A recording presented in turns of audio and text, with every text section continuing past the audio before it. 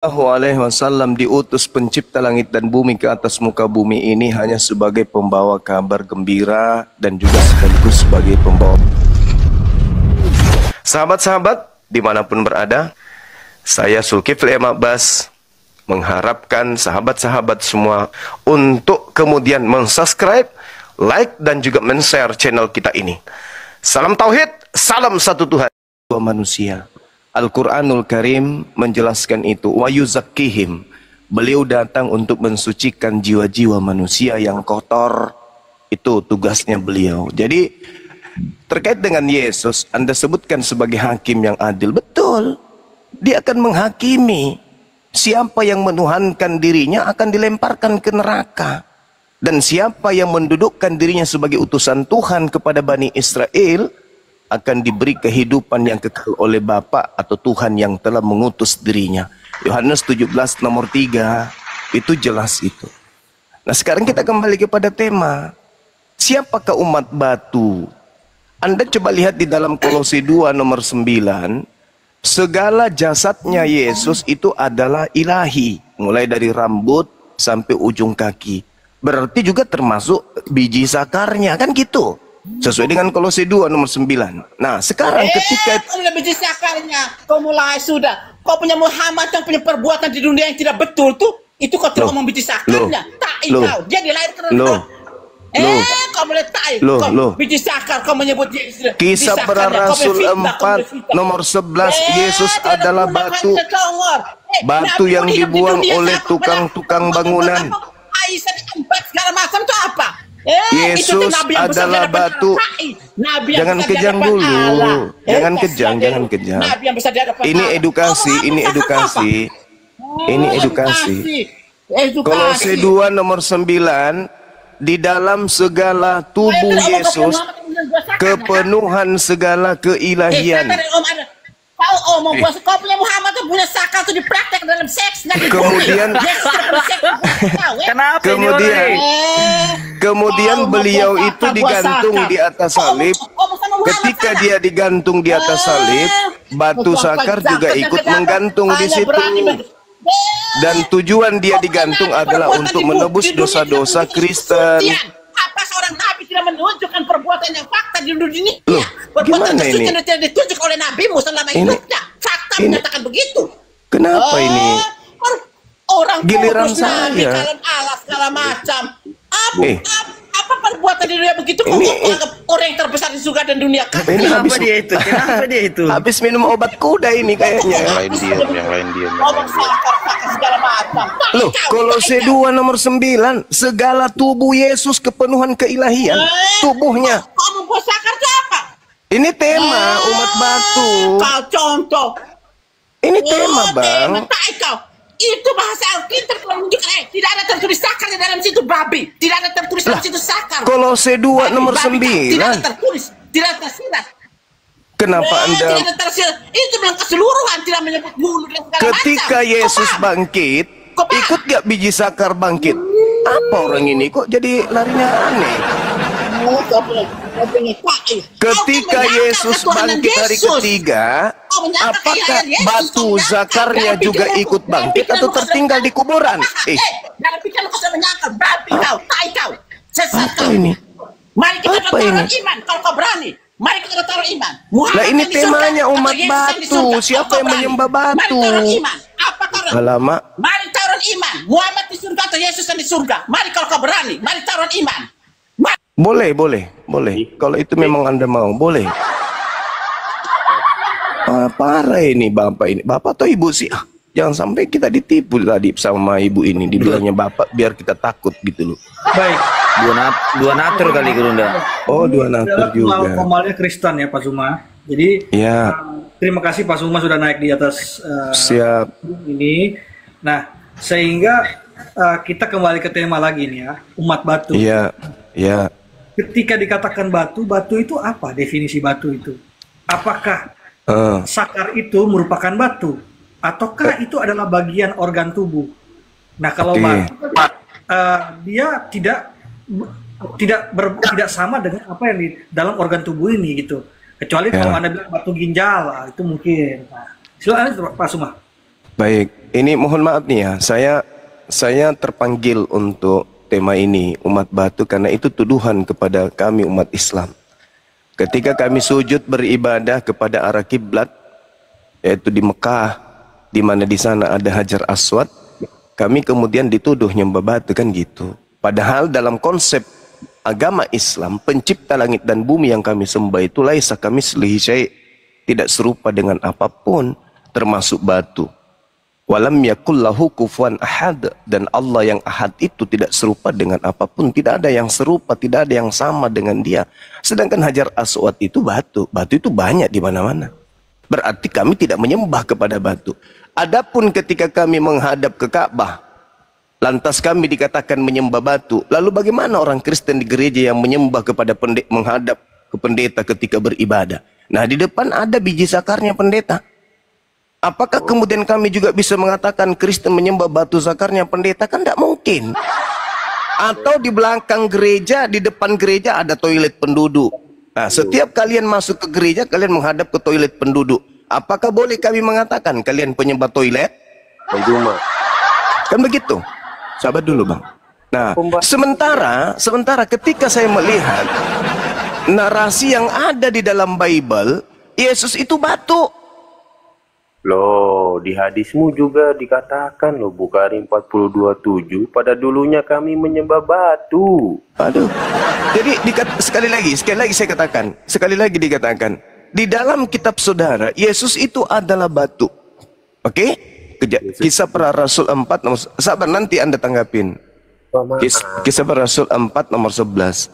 Lalu kemudian Kolose 2 nomor 9, segala tubuh Yesus itu adalah Tuhan kalian. Jasadnya loh, jasad biologis. Coba Anda baca dalam bahasa Yunani juga boleh. Di Kolose 2 nomor 9. Ini menyembah batu. Silakan. Artinya bahwa ketika Anda menyembah Yesus, itu sama dengan Anda menyembah batu, karena Yesus itu batu. Yesus itu batu. Iya. Coba Kejadian 4 nomor 11, Kejadian 4, Yesus adalah batu penjuru yang dibuang oleh tukang-tukang bangunan. Berarti dia batu pondasi kan? Kemudian kita mengarah kepada Kolose 2 nomor 9, seluruh jasad Yesus itu adalah sembahannya orang Kristen. Nah, termasuk batu sakarnya, berarti kan begitu bang. Jadi yang terbukti umat batu ya Kristen. Saya belum masuk ke ranah dalil. Saya akan paparkan sesuai dengan dalil Bible bahwa memang sembahan Kristen itu adalah batu. Silakan. Izin menjawab ya. Yang pertama, batu atau batu bangunan itu kan kata perumpamaan gitu loh. Di mana Anda bisa mengatakan kami menyembah batu, sementara di hadismu sendiri itu ada perkataan loh. Bukhari 42:7 di situ berkata pada dulunya kami menyembah batu. Mau gimana lagi? Dan di situ kalian kan ke Mekah. Adakah kau pernah lihat oten-oten nyembah batu? Silakan Gurunda. Oke, baik. Sekali lagi saya katakan, kalau hanya karena ke Mekah, lantas kemudian dikatakan kami menyembah batu, berarti tiap minggu kalian ke gereja. Menghadap kemana kalian? Satu, menghadap ke... Sabar dulu, gantian kita kan? Menghadap ke pendeta. Pendeta punya batu nggak? Ada. Batu ginjal katamu. Berarti kau penyembah batu ginjal. Ya kan ya? Terus, sabar dulu, tahan. Kristus yang ada di dalam tubuh Anda yang bertanduk 7, bermata 7 itu suruh diam dulu. Sabar dulu. Jadi ketika kemudian Anda mengatakan siapa yang menghadap kepada siapa, berarti itu adalah sembahan. Nah, di depan gereja sudah pasti ada kloset penduduk, ya kan ya? Berarti kalian itu setiap hari Minggu menyembah kloset. Izin nih, izin. Karena tiap minggu kalian ke gereja. Di dalam gereja itu ada pendeta. Kalau misalnya yang mengajar di depan Anda itu adalah pendetanya wanita, dan Anda menghadap ke mana Anda sembah, berarti saya boleh mengatakan Anda menyembah kepada kacang asin.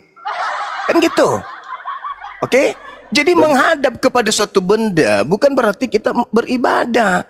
Berbeda dengan kalian. Kalian memang menyebut Yesus sebagai Tuhan. Dan Yesus itu punya biji. Batu zakar. Di dalam kitabmu juga kuda disebut kuda seperti kuda zakar kuda, berarti biji zakar kuda yang dimaksud. Kenapa Anda ingkar? Yang digantung di atas salib. Sabar dulu, gantian. Aduh, Kristus bertanduk 7 bermata 7-nya suruh Adam dulu, diam dulu.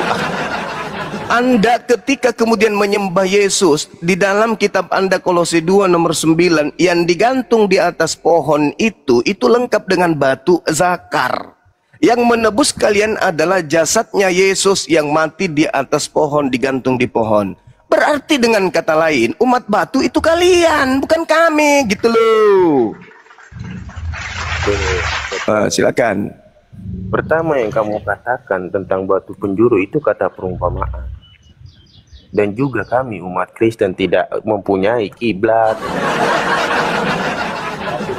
menyembah pendeta, bahkan sampai berpikiran ke buah zakar. Wah, mulia kali ini debater profesional. Cara diskusinya ternyata, aduh, kalau di dalilmu jelas mengatakan Bukhari 42:7, pada dulunya kami menyembah batu. Hukum rukun Hajar Aswad menghapus dosa sehabis-habisnya. Menghapus dosa itu Allahmu atau batu? Tidak lain ini. Aduh, aku kira kamu sering ke Superboy, aku ngefans sama kamu loh Gurunda. Kok jadi kayak begini kamu? Kamu apologet loh. Aku bukan apologet. Masa gitu aja nggak ngerti si Gurunda. Aduh. Silakan lanjut Gurunda. Oke, baik. Baik. Bukhari 4027 yang berkata di sana adalah seorang yang bernama dikatakan begini. Telah menceritakan kepada kami Asal bin Muhammad. Dia berkata, aku mendengar Mahdi bin Maimun berkata, aku mendengar Abu Raja Al-Faridi berkata, dulu kami menyembah batu. Siapa ini? Ini siapa yang berkata ini? Siapa yang berkata seperti itu? Islam? Enggak dong. Makanya belajar hadis, belajar Islam itu harus betul-betul belajar. Jangan cuma modal dengar dari penghujat. Oke. Nah sekarang dikatakan oleh Abu Raja Al-Maridi berkata, dulu kami menyembah batu, ya itu dia, bukan kami Islam. Sedangkan hari ini saya melihat ketika Anda mengatakan, itu kan hanya perumpamaan saja. Berarti Tuhan itu cuma perumpamaan gitu loh. Sikit-sikit perumpamaan. Padahal dalilnya jelas. Kolose 2 nomor 9, apakah itu perumpamaan? Coba kau baca, perumpamaan anda itu. Seluruh jasadnya Yesus termasuk batu sakarnya. Kepenuhan keteosan. Paham kau, Dek? Kau baca Filipi 2 nomor 6, nomor 7, nomor 8. Tunggu Bang Juma, langsung saya potong. Memang di situ ada tulisan zakar, Bang. Segala jasad termasuk nggak zakar? Saya bertanya ada tulisan zakar. Saya tanya samamu, segala jasad itu termasuk nggak zakar? Coba Bang baca secara real. Ada kata-kata kamu udah kau diam, atau kau turun. Jangan di sini. Siapa yang berani turunkan? Kecuali saya? Anda mau berdiskusi dengan saya. Siapa kalau yang anda berani turunkan diam, saya di sini? Diam. Siapapun bisa. Andai kan saya host dari tadi ku tendang kau dari sini, paham kau? Yang menjadi masalah Anda bukan host. Jangan ditambahkan Bang. Itu diskusi nggak baik. Ya itu urusanku, bukan urusanmu. Lu siapa? Tolong Bang Zuma agak dijaga. Lu siapa? Ya. Kau panitia surga rupanya. Kalau memang Anda ingin saya menjadi panitia surga Anda boleh. Kau diam. Kalau saya tidak mau diam, ya sudah kau ribut. Kalau saya nggak mau ribut, ya sudah kau diam. Mampus, meskipun kau datang besok. Kau binatang. Siapapun kau, nenekmu kiper. Aduh, temanku itu. Biarin. Siapapun kau, siapapun yang ada di akun itu, nenek lu kiper. Cari saya kalau kau berani. Kalau kau keberatan. Pak Zuma, ya. Beliau tadi itu adalah seorang muslim, Pak Zuma. Saya tidak peduli. Siapapun dan beliau dia. itu adalah seorang aparat, sehingga dia tidak peduli. Sekali lagi, tidak peduli. Sekali lagi, bagus lagi kalau kau sebutkan NRP-nya sama saya lebih bagus. Biar dia tahu rasa. Begini Pak. Emang dia gue takut. Dia seorang netral ya Pak. Dia seorang muslim. Netral apa? Kalau dia netral ngapain dia ngomong kayak gitu sama aku? Dia ngomong apa tadi Pak? Dia minta segala macam, dia minta. Ada nggak disebutkan di sana? Memang nggak ada. Terus ya, saya tanya balik sama dia. Ada nggak disebutkan kemudian itu segala jasad? Ya segala jasad termasuk nggak kemudian? Termasuk nggak biji sakarnya? Ya termasuk. Lalu Gini, kenapa Pak, kalau dia Bapak aparat? dan dia ini kan sesama Islam. Emang gue Seharusnya- takut kalau dia aparat? Pret. Bukan, begini, Pak Suma dengan dia sesama Islam, ya. Saya tidak peduli siapapun yang kemudian abu-abu di depan saya ketika saya bernarasi menghantam kemudian tuduhan kafir kami menyembah kemudian kepada batu, siapapun itu, mau dia muslim, mau dia aparat, mau dia malaikat sekalipun, tak ada peduli aku. Paham? Aku di sini berbicara mengenai akidah.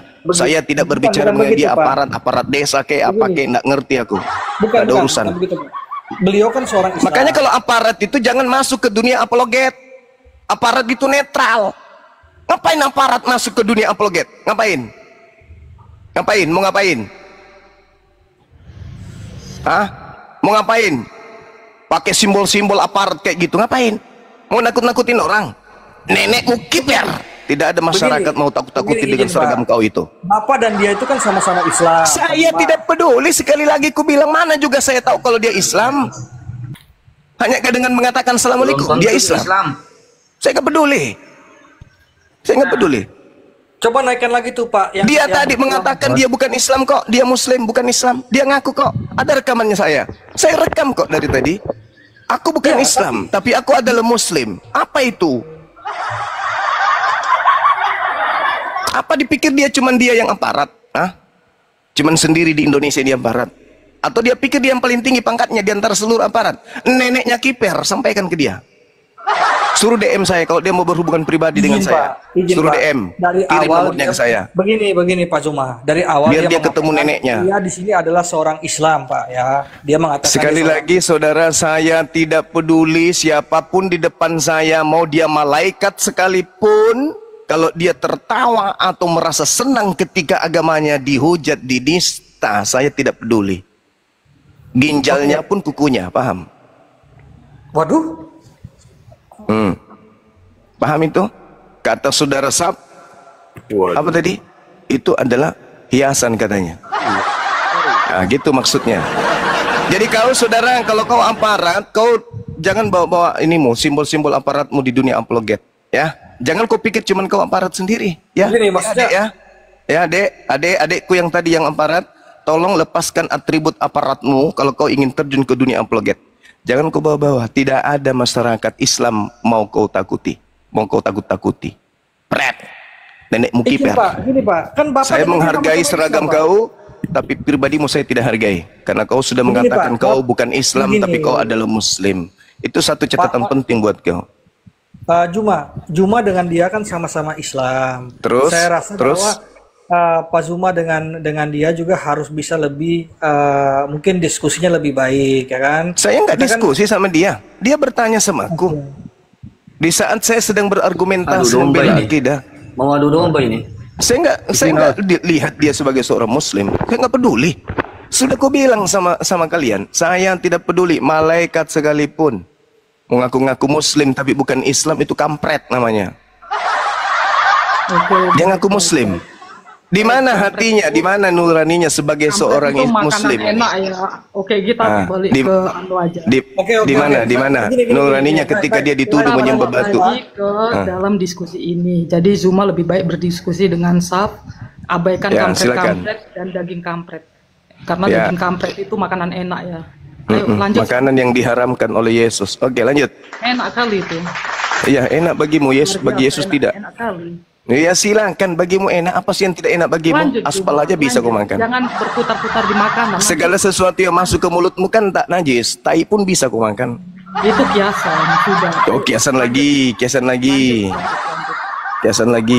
Lanjut. Oke, jadi kembali kepada tema ya. Umat batu.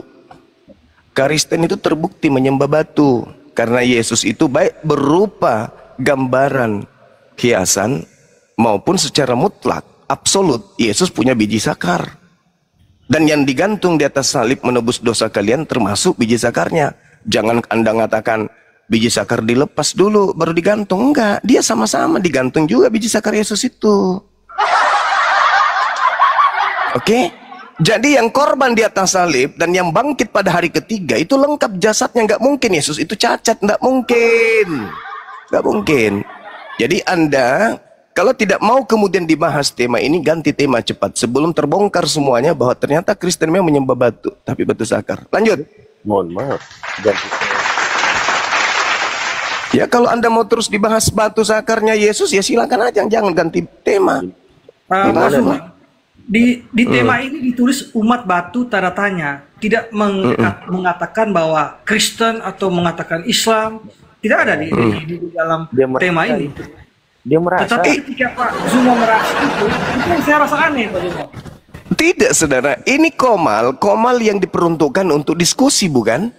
Oke. Gitu dong. Dari host atau misalnya teman-teman Kristen di sini yang mengatakan bahwa Islam itu umat batu. Ada. Ini kan tanda tanya, makanya kita jelaskan dua arah. Gimana saudara-saudaraku ini? Iya, tapi kalau misalnya kan dua arah kita. Gini. Apakah Anda tadi punya kuping sudah pindah di telapak kaki ketika ada yang membawa hadits? Lupa? Kuping pindah. Bagaimana itu hadis? Apa sih? Coba Pak Suma jelaskan. Apanya? Yang bawa Alkitab duluan siapa? Makanya aku framing balik lah, mirroring balik. Kan tadi, kan Anda tidak dengarkan tadi Tante Melki menghujat menista Nabi Muhammad. Anda nggak dengar? Seperti mesin Belanda, peninggalan Belanda tahun 3. Anda nggak dengar? Anda pura-pura buta bisu gitu, tuli.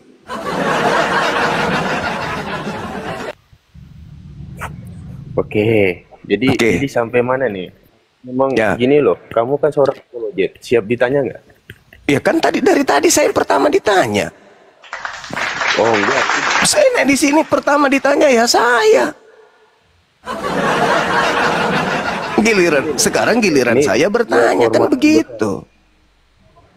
Oke, silakan Pak Zuma. Sebuah kehormatan besar ini ada kapan. Oke, saya bertanya sekarang. Pertanyaan saya, sabar Bang, sabar. Kalau Anda tidak kuat, turun. Giliran saya bertanya loh. Pertanyaan saya. Satu pertanyaan. Pertanyaan saya dengarkan baik-baik. Kok pertanyaanku? Ini pertanyaan mau meluncur.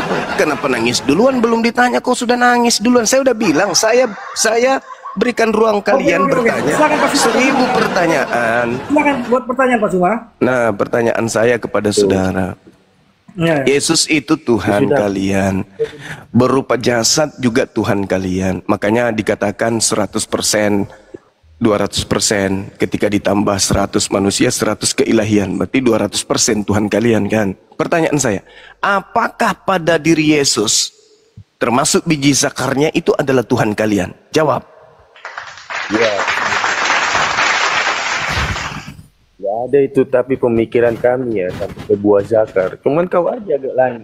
Ya, coba terangkan bahwa Yesus itu ternyata Tuhanmu hanya kepala ke atas, leher ke bawah itu bukan Tuhanmu. Terangkan, biar kami tahu. Silakan. Loh, dia datang ke dunia ini sebagai manusia normal. Dan berarti lengkap jasadnya kan? Memang lengkap, makanya tapi termasuk biji zakar. Dengar dulu, ada tapinya. Kami nggak berpikir. Termasuk tidak termasuk anunya, batu zakarnya gitu, beda. Masker itu menghumbat oksigen kamu itu. Termasuk nggak biji zakarnya? Kok jadi emosi gimana sih? 100% manusia katanya, berarti zakar juga termasuk kan? Ada agak lain ini. Apa-apa kamu nggak mau jujur. Silakan kau terangkan bahwa Tuhanmu itu hanya leher ke atas, ke bawah itu tidak. Silakan, saya dengar. Mohon maaf, ya ada. Baik, saya jawab ya Pak. Iya. Hostnya kalau nggak bisa turun aja host. Jadi begini. Ya. Yesus Kristus itu dipahami memiliki dua natur ya. Sepenuhnya manusia, sepenuhnya Allah. Kedua natur ini bersatu dalam satu pribadi, union hipostatika, tanpa bercampur, tanpa berubah, tanpa terbagi, tanpa terpisah, ya. Artinya apa Pak Zuma? 200%. Sebagai Tuhan, ia adalah sepenuhnya Allah, kekal, tidak terbatas, tidak bergantung pada tubuh jasmani. Sebagai manusia, ia sungguh memiliki tubuh fisik lengkap, termasuk seluruh organ manusiawi. Gitu. Namun, berarti termasuk biji zakar itu adalah Tuhan kalian, bukan? Sabar Pak Zuma. Namun ya, dalam teologi Kristenan, bagian-bagian jasmani seperti tangan, darah, dan organ reproduksi tidak disebut Tuhan dalam arti esensial. Sebab tubuh manusia Yesus adalah bagian dari natur manusianya, bukan natur ilahinya. Mengerti Pak? Oke. Sangat mengerti. Artinya bahwa pada diri Tuhan Anda ada yang bukan Tuhan. Jadi Tuhan Anda itu separuh Tuhan, separuh bukan Tuhan, kan gitu? Begini, Anda harus memahami begini Pak. Lah, saya sudah paham. Berarti sembahan Anda separuhnya Tuhan, separuhnya bukan Tuhan. Betul? Oh tidak. Lah, gimana ini? Gimana saudara-saudara? Ya. Gimana ceritanya? Itu adalah sepenuhnya Tuhan, sepenuhnya manusia. Nah, sepenuhnya manusia ini Tuhan nggak? Ya, Tuhan. Dia adalah berarti biji zakarnya juga Tuhan Anda, udah selesai. Gini. Berarti zakar Yesus juga Tuhan Anda, kan gitu. Kolose 2 nomor 9. Udah telan aja. Memang sudah kayak gitu kodratnya. Makanya dilarang menyembah manusia supaya tidak begitu jadinya. Ya, tapi itu tidak bisa dipisahkan, Pak. Oleh karena itu, saudara ini menyembah separuh manusia, separuh Tuhan, kan begitu poinnya. Kalau Anda mengatakan bahwa tangan, darah atau organ reproduksi ya tidak bisa. Tetapi berarti Anda harus mengatakan Yesus seutuhnya. Berarti kemanusiaan Yesus bukan Tuhan. Yesus adalah sepenuhnya manusia, sepenuhnya Tuhan. Nah, sepenuhnya manusia ini bukan Tuhan, kan? Nah, dalam pandangan Anda bagaimana? Lah, bagaimana? Berarti separuh bukan Tuhan, separuh Tuhan. Oh, tidak seperti itu. Bagaimana ceritanya? Sepenuhnya manusia itu Tuhan nggak? Nah, begini Pak Zuma ya. Gimana? Bagi dua aja, bagi dua. Biar separuh-separuh. Saya kan sudah menjawab ya. Sebagai Tuhan, ia adalah sepenuhnya Allah. Kekal, sifatnya itu kekal, tidak terbatas, dan tidak bergantung pada tubuh jasmani. Di sisi lain, sebagai manusia, ia sungguh memiliki tubuh fisik lengkap. Nah, ini Tuhan nggak yang fisik lengkap ini? Ya Tuhan. Ya berarti seutuhnya, termasuk sakarnya juga. Berarti Anda penyembah sakar, kan begitu? Kalau Anda hanya mengatakan sakar atau menyembah itu bukan sebagai dia seutuhnya. Anda harus mengatakan Yesus sebagai manusia, tidak bisa. Ini tema Bang, tema harus tema ini umat batu. Umat batu. Gini. Apakah sakar itu batu? Ya, tergantung Anda ingin memaknai apa. Batu sakar atau apa? Cairan sakar atau apa? Daging sakar. Yang jelas umat batu ya batu sakar, kan gitu. Begini Pak, mungkin Bapak Anda istilah kesehatan, istilah biologi atau apa nih Pak? Coba batu sakar ini. Saudaraku, Anda yang membawa biologi tadi, Kolose 2 nomor 9 kan udah saya katakan. Itu dalil, dasar pijakan saya kan dalil. Saya tidak mengada-ngada. Menjelaskan gini, batu sakar itu sakar dikatakan batu itu istilah dalam ilmu biologi atau kesehatan, Pak Suma. Coba dijelaskan. Biologi, kesehatan dapat semua. Dan ingat, ketika berbicara mengenai biologi, Anda lari ke Kolose 2 nomor 9. Ternyata ketuhanan Yesus itu termasuk biologisnya. Siapa yang mengatakan sakar itu adalah batu? Ahli kesehatan siapa yang mengatakan demikian? Ahli biologi siapa? Coba Pak, dijelaskan. Ya Allah ya Karim. Jadi yang dikatakan dalam kitab saudara di perjanjian lama itu, batu zakar keledai itu bukan batu rupanya. Coba tunjukkan ayatnya, Pak. Coba ada nggak kedokteran di boleh nggak kemudian zakar itu distilahkan batu zakar? Coba Pak, boleh nggak? Tunjukkan dia punya ayatnya biar kita bisa batu zakar itu sudah pasti batu lah. Istilahnya juga batu zakar. Di mana-mana orang tahu itu. Yang namanya zakar itu batu zakar, bukan cairan zakar. Ahli siapa yang mengatakan? Udahlah Bang, jangan mengais-ngais ke sana. Jangan memperbodoh diri. Jelas kok. Perlu kita gini. Kisah para Rasul 4 nomor 11. Yesus adalah batu. Yesus adalah batu. Itu jelas itu. Kan begitu poinnya. Kolose 2 nomor 9. Seluruh tubuh Yesus itu adalah ilahi. Filipi 2 nomor 6 nomor 7 8. Theos turun ke bumi mengambil rupa manusia. Pasti lengkap dengan jasad dan juga lengkap dengan zakar. Buktinya di Lukas 2:21, Yesus disunat pada hari ke-8.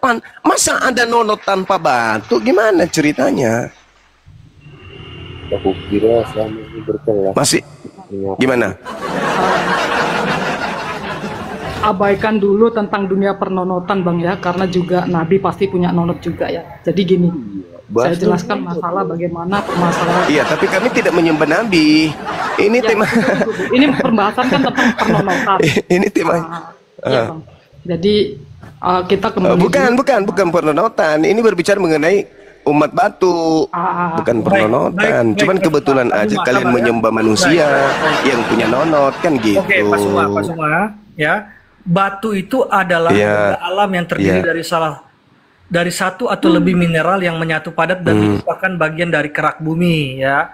Kalau kita menggunakan definisi para ahli ya, secara geologi, batu adalah agregat atau kumpulan mineral yang membentuk massa padat dan keras ya. Ya, dia bisa berasal dari batuan ini bisa dari dalam bumi, juga bisa dari luar bumi.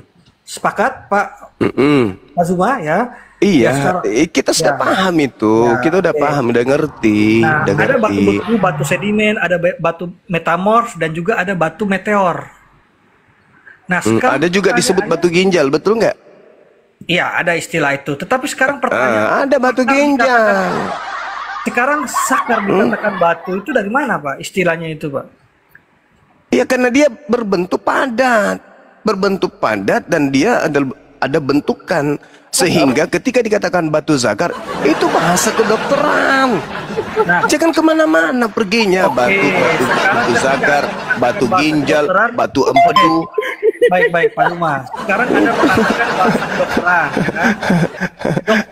Ahli kedokteran siapa yang mengatakan bahwa sakar itu adalah batu, Pak? Itu cari aja nanti. Gak usah kemana-mana, saudara. Gak usah kemana-mana. Gak usah kemana-mana. Yang pasti kita orang Indonesia itu ngerti itu. Ada tuh Bang Andika sudah tunjukkan tuh. Artinya kita nggak bisa lari kemana-mana. Kolose 2 nomor 9 itu mengunci di situ. Filipi 2 nomor 6 nomor 7 mengunci di situ. Sekarang kamu kan udah bertanya Lukas 2 nomor 11 pada hari ini telah lahir bagimu juru selamat manusia yang diurapi Tuhan, sudah dikunci di situ. Yesus disunat pada hari ke-8 sudah dikunci di situ. Udah. Jadi umat batu ya batu kan gitu. Iya. Aku boleh iya. Tanya-tanya dulu aja Bang Saf.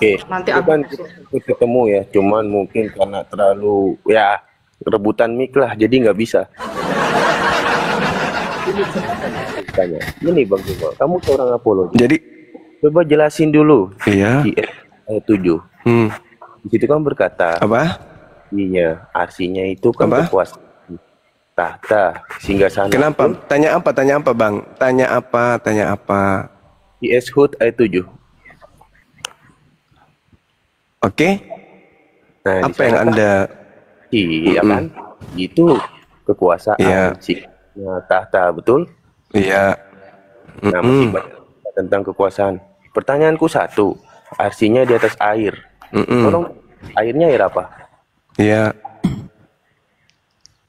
Oh, nggak dijelaskan air apa? Mungkin air raksa kali, atau air hujan, atau mungkin jawab gimana ini? Iya, tapi tidak sampai segitunya pertanyaannya.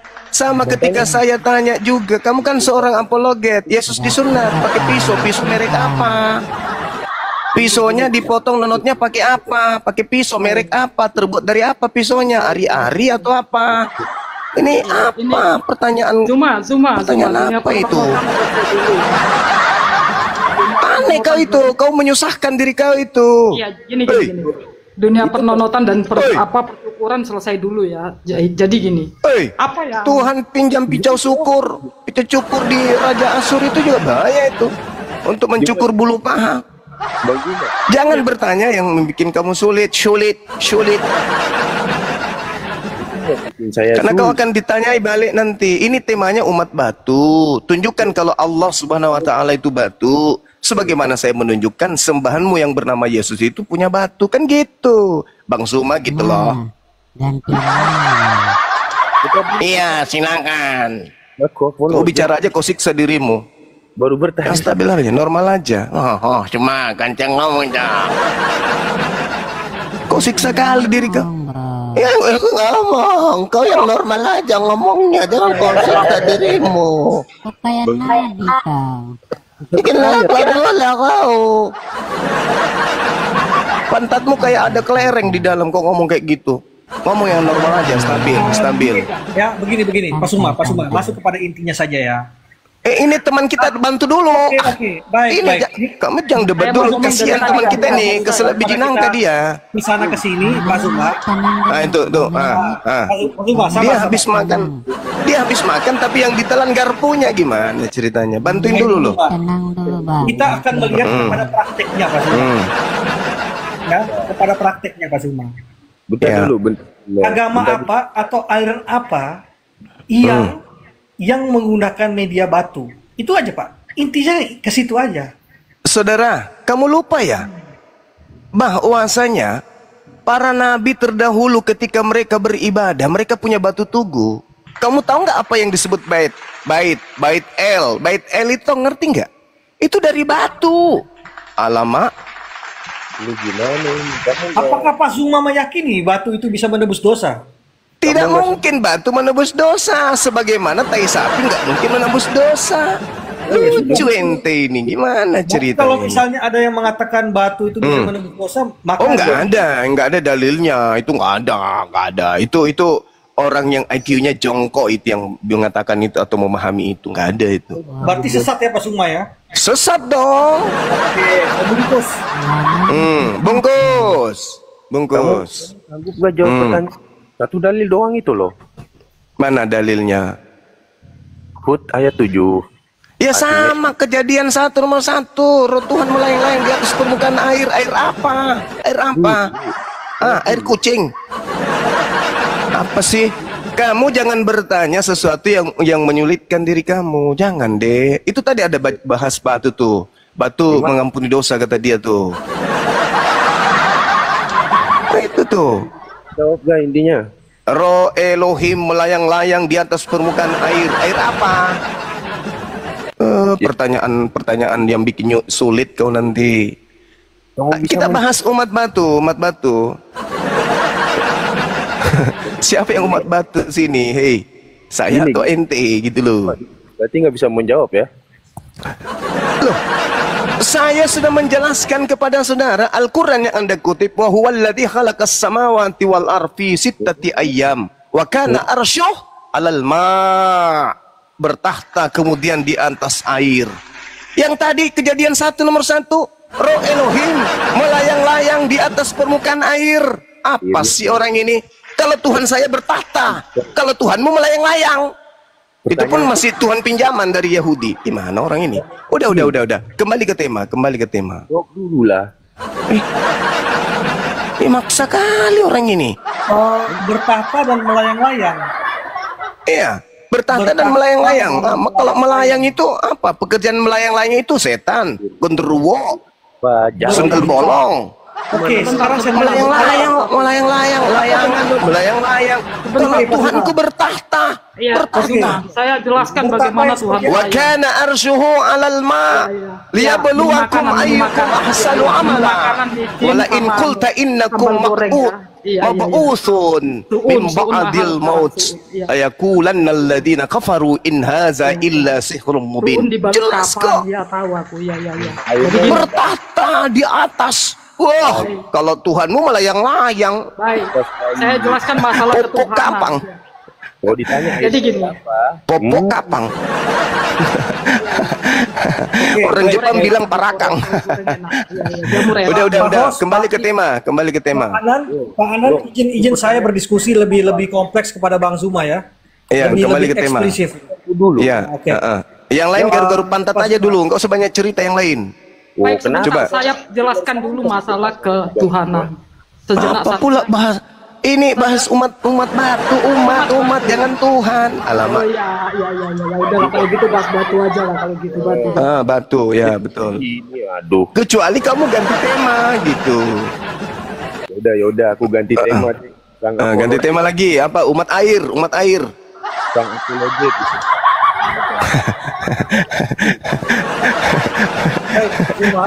Baik.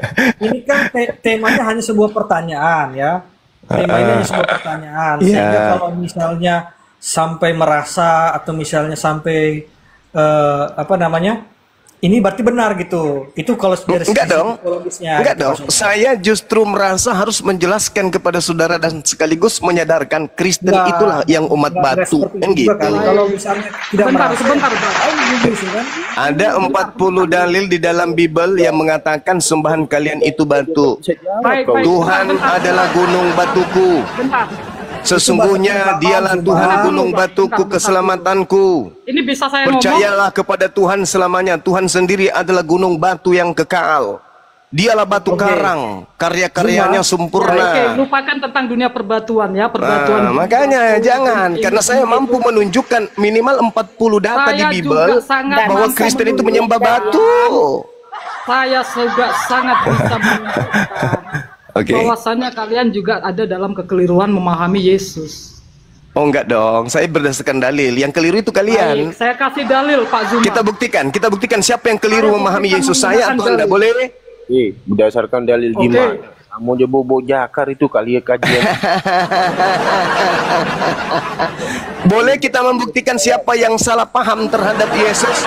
Siapa yang membangun imannya di atas ilusi terhadap Yesus? Boleh? Boleh. Boleh anak-anakku sekalian? Nanti saya cuma 5 menit. Silakan. Ya, 1 jam juga boleh. Silakan. Ya, sudah. Kita harus ngerti dulu. Bapak tahu, Pak Zuma ini tahu Abraham, Ishak, Yakub? Tahu.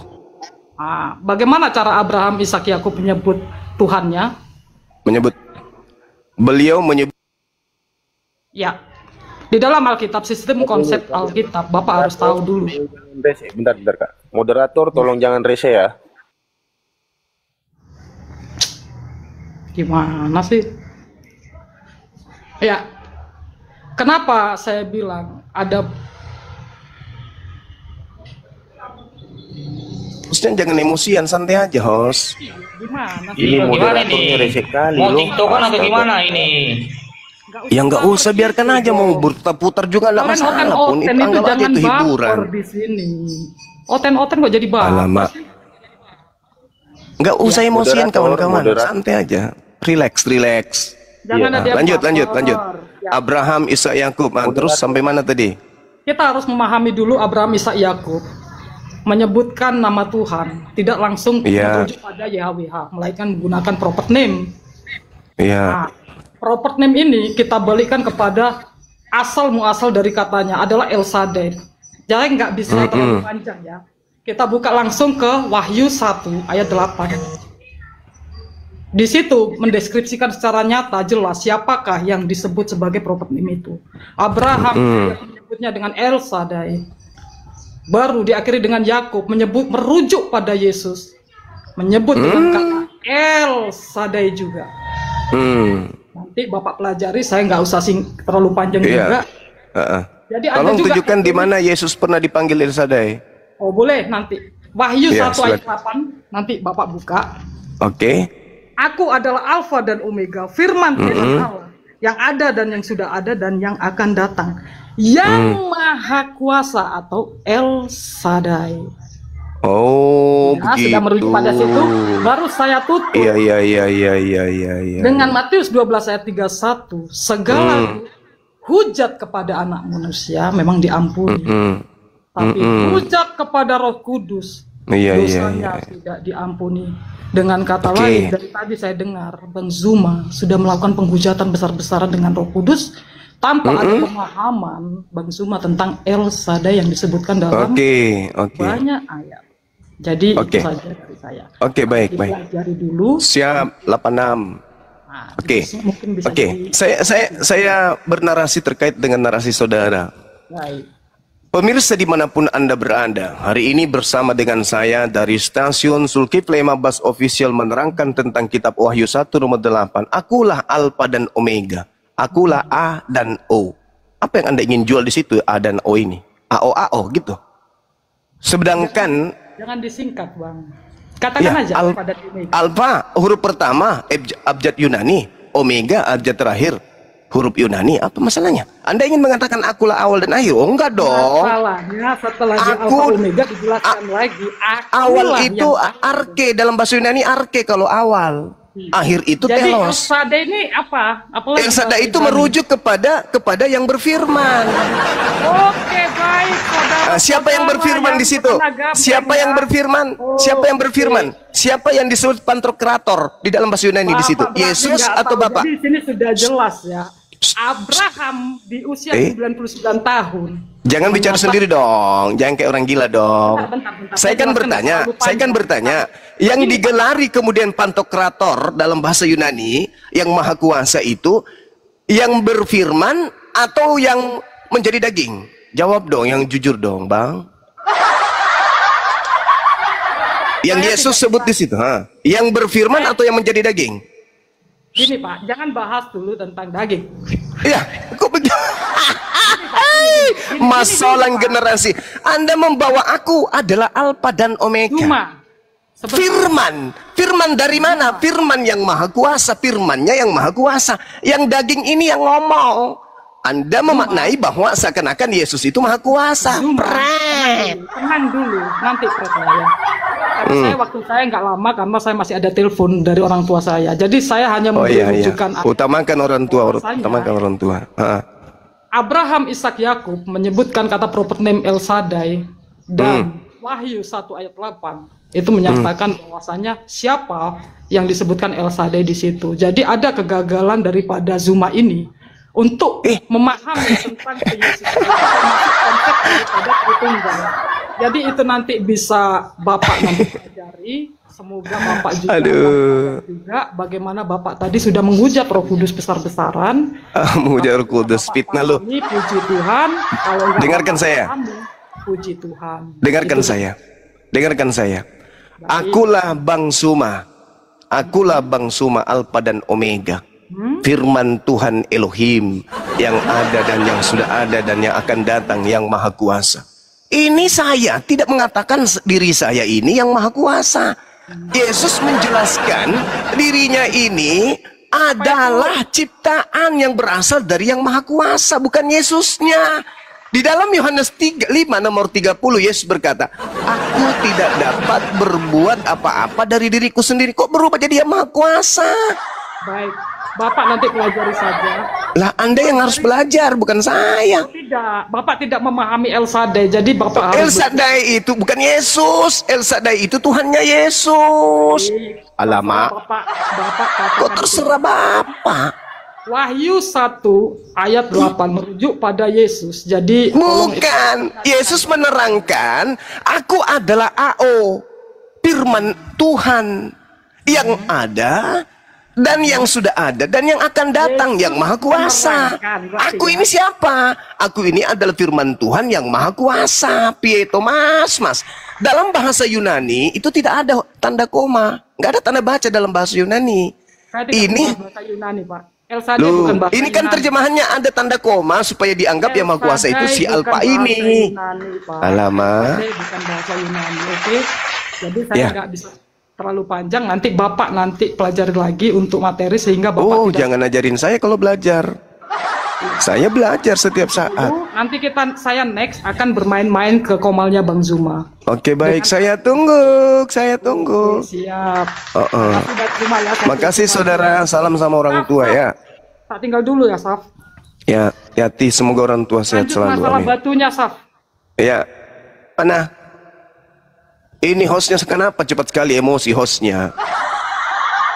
Santai aja host. Apa yang emosi framing aja. Tadi kamu marah sama momotnya di bawah. Bukan marah. Mindah-mindahin, takutnya kamu di-kick. Soalnya kamu ngomongnya itu mempelintir. Mempelintir. Wah, fitnah lu ya. Aku bawa dalil kok dibilang pelintir. Sama tadi kawanmu itu mengatakan saya menghujat Roh Kudus. Mana ada kita bahas Roh Kudus? Nggak ada kita bahas Roh Kudus dari tadi.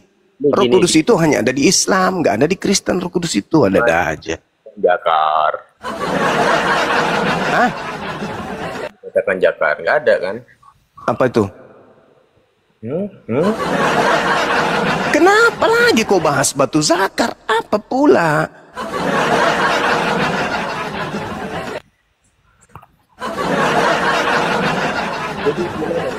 Kolose 2 itu loh teman-teman. Kolose 2 nomor 9, Filipi 2 nomor 6, nomor 8. Theos, dewa, turun ke bumi menjadi rupa manusia. Nah ketika dia menjadi rupa manusia, lengkap dengan zakar kan? Ini dari tadi pertanyaanku masih sama loh. Masih di surat Hud 7 itu. Sudah ku jawab samamu kawan. Udah ku jawab samamu. Udah ku jawab. Ya air apa? Air di situ tidak diterangkan. Airnya apakah air asin? Apakah dia air tawar? Enggak. Yang pasti yang Anda harus tahu bahwa alam semesta ini pada mulanya berasal dari air. Semuanya kita ini berasal dari air. Oke? Nah, ketika Al-Qur'an menjelaskan itu, wa huwallazi khalaqas samawati wal ard fi sittati ayyam wa kana arshuhu 'alal ma'. Allah tahtanya itu di atas air. Nah, sekarang ketika Anda bertanya tentang air, air apa? Boleh dong saya juga balik nanya, dan apa jawaban saudara? Kejadian 1, kejadian 1, nomor 1, nomor 2. Roh Tuhan melayang-layang di atas permukaan air. Pertanyaan saya, air apa? Ayo. Aku jawab. Air apa? Gimana ini seorang ya, jawab. Jawab. Saya sudah menjawab.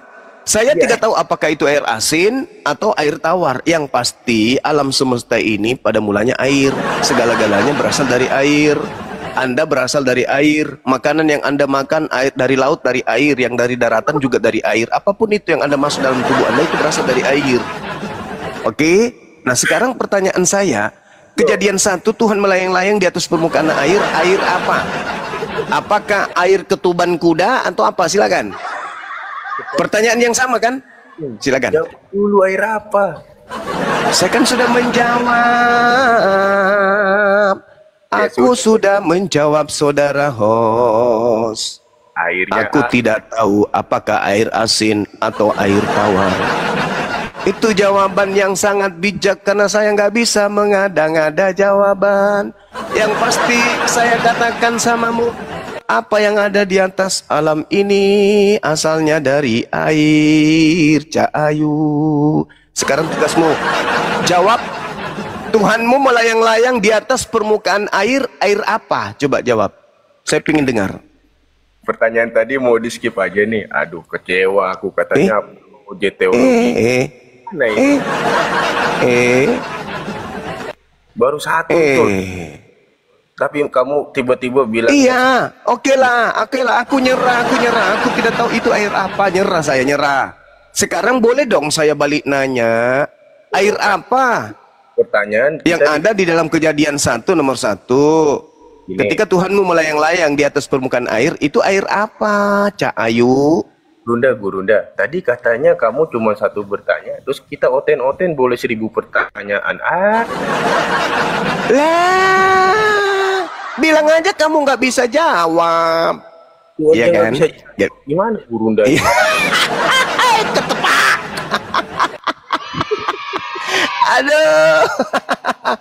Orang itu kalau bertanya, Bung, ketika saya bertanya, saya siap ditanya hal yang sama. Jangan saya bertanya, ketika saya ditanya pertanyaan yang sama, saya malah pingsan. itu bukan menjadi seorang narasumber yang baik. Ketika Anda bertanya air apa, Anda juga harus siap ditanya. Sama seperti umat batu. Saya siap ditanya, apakah Hajar Aswad itu menghapus dosa? Saya katakan tidak. Tidak menghapus dosa Hajar Aswad itu. Siapa bilang? Siapa? Mana hadisnya? Sekarang kamu yang mau balik ke awal, gimana ini? Nah, gitu dong. Nggak ada itu batu menghapus dosa, nggak ada. Sebagaimana tai sapi Keluaran 29 nomor 14 bukan menghapus dosa, tapi tindakan perbuatan manusia mentaati kemudian perintah Tuhan itulah yang menyebabkan orang dosanya dihapuskan. Contoh. Kau yang gak move on, gimana ini? Enggak bang, saya kasih kamu contoh. Kalau kita bertanya, kita harus siap ditanya pertanyaan yang sama, gitu maksudku. Loh, kamu kan apologet senior, debater profesional, serius. Hey, meskipun film India kalau sudah berlebihan juga itu nggak bagus loh. Meski film kartun kalau berlebihan juga nggak bagus. Bukan berarti saya apologet, bukan berarti saya senior. Segala sesuatu harus kujawab dan memuaskan penanya. Saya kalau udah bilang, tidak ada penelitian yang mengatakan air itu air hujan, air raksa, atau apa, nggak ada. Masa saya harus mengada-ngadakan sebuah jawaban yang tidak ada? Dan itu kan berbicara masa lampau, di mana Bang Suma di situ belum hadir. Di mana sih orang ini? Nah, pertanyaan mirroring saya tanya. Tuhanmu berupa roh melayang-layang di atas permukaan air. Boleh dong saya bertanya dengan pertanyaan yang sama. Airnya itu air apa? Ketuban kuda atau apa? Mana jawabanmu? Apa jawabanmu coba? 1, 2, 3. Segala sesuatu secara detail gak? Ya ampun. Pertanyaan saya loh itu loh. Oh, kok pertanyaan saya kan masih satu ini. Aduh, Markona, kan saya tadi bertanya pertanyaan yang sama, kenapa jadi frustasi loh? Saya kan bertanya baik-baik samamu. Tuhanmu melayang-layang di atas permukaan air. Pertanyaan yang sama, airnya air apa? Pak, aku curiga. Pak host, izin saya berbicara dengan Pak Suma. Ya dari tadi izin terus, solusinya nggak ada. Ini Markona ditanya kok malah aneh-aneh aja. Gini loh Bang Juma, kamu kan apologet senior. Itu aja terus. Kamu jelaskan sih. Itu aja terus. Pak Suma, coba dengarkan saya baik-baik. Ini kan Pak Suma juga pasti akan menjadi bahan refleksi dan ketika seorang Kristen membahas Al-Quran dan menafsirkannya, ataupun sebaliknya seorang Islam menafsirkan Alkitab, itu semua adalah hanya omong kosong. Kenapa bisa? Saya katakan omong kosong, Pak Suma? Karena mereka tidak mengimaninya. Salah. Pak Suma, saya bukan. Kenapa? Karena mereka tidak mengimaninya. Salah Bang, salah. Itu konsep Anda keliru. Itu yang pertama. Yang seharusnya sekarang Pak Suma menjadi bahan introspeksi dan refleksi, ya, itu adalah aksiologi dari agama yang Pak Zuma bahas. Misalnya tentang Islam, aksiologinya apa? Kristen, aksiologinya apa? Nah, Pak Zuma memahami tidak aksiologi itu apa? Alamak, kenapa jadi saya diajari hal-hal seperti ini? Bukan saya mengajari Pak Zuma. Saya tidak mengajari. Terus ini kita berbicara mengenai apa? Iya, kalau berbicara mengenai filsafat. Begini, saya tidak mengajari Pak Zuma, tapi Pak Zuma tahu memahami tidak kata aksiologi itu? Iya Pak, itu kan bagian daripada disiplin ilmu filsafat. Bang, ngapain saya diuji yang kayak gitu-gitu coba? Bukan. Aksiologi bukan disiplin ilmu. Aksiologi bukan disiplin ilmu. Lah, disiplin ilmu karena itu berbicara mengenai cabang ilmu filsafat. Gimana sih abangku ini? Itu cabang ilmu filsafat tapi bukan disiplin ilmu. Lah, Anda paham disiplin ilmu? Baik. Matemia, marusa juga. Saya tahu gini. Baik, kalau Pak Zuma tidak tahu. Ada aja ente. Silakan. Aksiologi kekristenan, aksiologi Islam artinya value, nilai. Ya Pak Zuma, nilai dari kekristenan, nilai dari keislaman. Etika, estetika. Terus? Ya, baik Pak Zuma. Di dalam Islam, di dalam Kristen, ya, untuk Kristen lah. Kalau Pak Islam mungkin Pak Zuma yang lebih memahami ya. Di dalam kekristenan, aksiologi adalah cinta kasih, Pak Zuma. Bagaimana implementasi dalam perbuatan, kenyataan apa yang dilakukan. Orang Kristen diajarkan apa, Pak Zuma? Apa? Ya? Menyembah batu sakar, bukan? Sabar. Menikah hanya satu kali, ya. Nggak ada dalilnya. Nggak ada dalilnya di Kristen. Begini, Pak.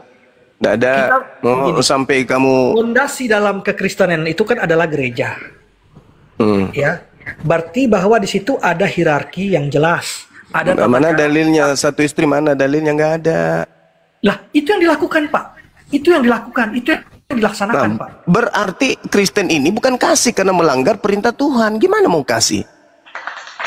Yang disebut kasih itu adalah taat kepada perintah Tuhan dan mengajarkan orang lain untuk mentaati perintah Tuhan. Kalau mentaati perintah manusia gimana dong?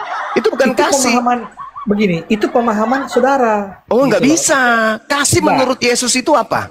Mentaati perintah Tuhan, itu baru kasih. Dan mengajarkan kepada orang lain menjalankan perintah Tuhan, itu kasih. Kalau Anda mengajarkan orang lain melanggar perintah Tuhan, itu bukan kasih. Pak Zuma berbicara apapun tentang Kristen, itu sama saja omong kosong. Kenapa? Yang saya katakan omong kosong itu karena Anda berbicara mengenai Kristen tanpa dasar dalil. Pak Zuma bukan seorang Kristen. Saya lebih Kristen kalau begitu. Kalau hanya berbicara mengenai konsep, saya lebih Kristen. Tidak bisa, karena Pak Zuma agamanya yang adalah bukan Kristen. Nggak bisa dong, nggak bisa saudara. Berbicara mengenai etika, berbicara mengenai estetika, berbicara mengenai aksiologi ilmu sebuah agama, landasan pijakan kita itu akar utama. Apa akar utamanya? Ya kitab sucinya dong. Kitab suci dong. Estetika itu apa Pak Zuma? Sabar, estetika itu apa Pak? Materi yang membahas tentang nilai keindahan, nilai seni, nilai sebuah rupa atau objek yang merupakan satu kesimpulan yang membawa kita kepada kebaikan-kebaikan. Ngapain kau tanya-tanya hal-hal seperti itu? Alamak. Nah, sekarang yang kita bahas bukan estetika. Ya, estetika itu yang berikutnya. Kamu yang membawa aksiologi tadi, dan estetika itu bagian daripada aksiologi itu sendiri. Gimana orang ini? Oke, baik. Sekarang gini, Bapak tadi lebih baik Bapak bahas lebih batu Kristen. sakar aja deh daripada Anda kemana-mana. Bapak mengatakan bahwa Bapak lebih Kristen ya. Iya, kalau Anda mengartikan sebuah pemahaman seperti yang Anda gambarkan tadi, jelas itu. Oke, sekarang ini, kalau Bapak mengaku lebih Kristen, apa yang sudah Bapak terapkan sebagai Kristen? Oke, baik. Kristen dalam makna pengikut Kristus, Kristus dalam makna orang yang diurapi Tuhan untuk kaumnya Bani Israel. Saya dengan tegas mengatakan, Kristus yang benar adalah Kristus yang cakupan dakwah misinya, pengutusannya, kebenaran jalan dan hidup yang ditorehkan oleh ajarannya hanya berlaku pada kaumnya Bani Israel, tidak berlaku untuk orang lain. Catat itu. Ya, bukan. Kepada Bapak itu apa yang sudah diterapkan gitu. Ya, ini yang saya terapkan. Pemberitaan Bible kepada seluruh makhluk bahwa Yesus itu hanya untuk kaumnya Bani Israel doang. Berarti kalau dibilang junjungan Muhammad dari suku Quraisy itu berarti dia suku Quraisy doang itu maksudnya. Oh, salah. Baik, saya terangkan. Nabi Muhammad sallallahu alaihi wasallam diutus ke atas muka bumi ini litubayyana linnas, untuk seluruh umat manusia. Ya ayuhan nas, wahai seluruh umat manusia, aku ini adalah utusan Tuhanmu untuk kalian semua. Inni rasulullahi ilaikum jami'a. Sedangkan Yesus, aku diutus hanya kepada domba. Sudah gitu yang sesat, sudah gitu dari Bani Israel doang. Yesus bilang apa? Dia bilang apa? Itu pemahaman yang salah, Pak Zuma. Oh, kok salah pula? Inilah yang saya katakan. Anda tidak memahami aksiologi. Anda yang nggak paham. Anda hanya melakukan eksegesis sesuai dengan selera Anda doang. Ucapan Yesus mengatakan, aku hanya diutus kepada domba. Domba itu gelar untuk siapa? Aku tanya dulu. Saudara. Domba itu gelar untuk siapa? Tenang.